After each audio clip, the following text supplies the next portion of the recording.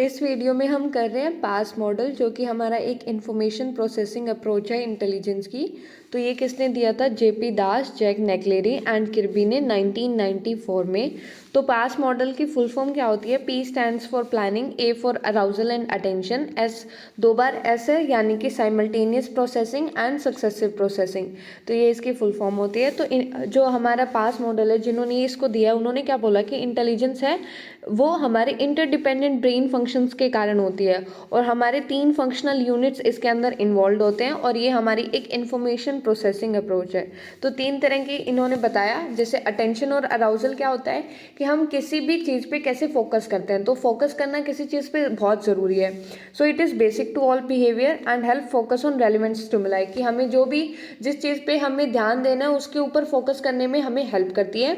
और अगर हमारा एक ऑप्टिमम लेवल, एक मतलब प्रॉपर लेवल का अराउजल होगा, तो वो हमें बेटर अटेंशन में हेल्प करेगा। और अगर बहुत ज़्यादा और बहुत कम होगा तो वो हमारी अटेंशन में इंटरफेयर करेगा। तो हमारे पास एक ऑप्टिमल लेवल ऑफ अराउजल होना बहुत ज़रूरी है। जैसे अगर क्लास में टीचर ने बोला मैं आपका कल टेस्ट लूँगी, तो हमारा अटेंशन उनकी बातों पे जाना चाहिए। ऑप्टिमम लेवल ऑफ अराउजल हमारे अंदर होना चाहिए। फिर हमारे पास आता है simultaneous and successive processing. So simultaneous यानी कि एक साथ। तो इंटीग्रेट्स इन्फॉर्मेशन एट वंस, यानी कि सारी इन्फॉर्मेशन को एक साथ इंटीग्रेट करते हैं। जो हमारी चीज़ें होती हैं उनके बीच में रिलेशंस और पैटर्न समझने का ट्राई करते हैं। एग्जाम्पल दे रखा है हमारे पास रावन्स प्रोग्रेसिव मैट्रिसेस का। और फिर है हमारे पास सक्सेसिव प्रोसेसिंग, यानी कि सक्सेसिव यानी कि सीरियली किसी चीज़ को याद करना। हम एक आइटम को याद करते हैं तो दूसरा उसके बेसिस पे हमें याद आता है। जैसे हम टेबल करते हैं, जैसे अल्फ़ाबेट्स हो गए ABCD, तो ये क्या है? ये सीरियली हम क्या करें? प्रोसेस करें। फिर हमारा जो लास्ट आता है वो आता है प्लानिंग। तो प्लानिंग क्या होता है कि हम गोल सेटिंग और स्ट्रैटेजी बनाते हैं। जो काम हमें एक्चुअल में प्लान करना होता है वो करते हैं। And implements and evaluate actions, कि हमारे जो एक्शंस होते हैं उनको इम्प्लीमेंट करते हैं, उनको इवेल्युएट करते हैं।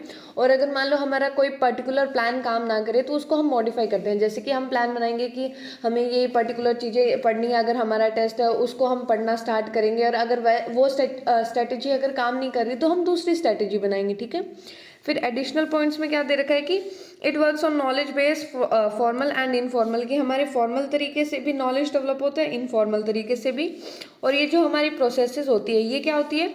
ये इंटरेक्टिव होती है, यानी एक दूसरे के साथ मिलके काम करती है। डायनेमिक होती है, ठीक है, एक्टिव होती है, और डिस्टिंक्ट। और तीनों का क्या है? अलग अलग फंक्शन है। और जो हमारे ये जेपी दास और जैक नेग्लेरी हैं, इन्होंने एक कॉग्निटिव असेसमेंट सिस्टम दिया। ये एक टेस्ट है जो हमारे कॉग्निटिव फंक्शंस को मेजर करता है। इसके अंदर हमारे पास वर्बल और नॉन वर्बल टास्क होते हैं। और अगर आपको इसको डिटेल में अच्छे से पढ़ना है तो आप हमारे चैनल पे जाके देख सकते हैं। And thank you for watching it.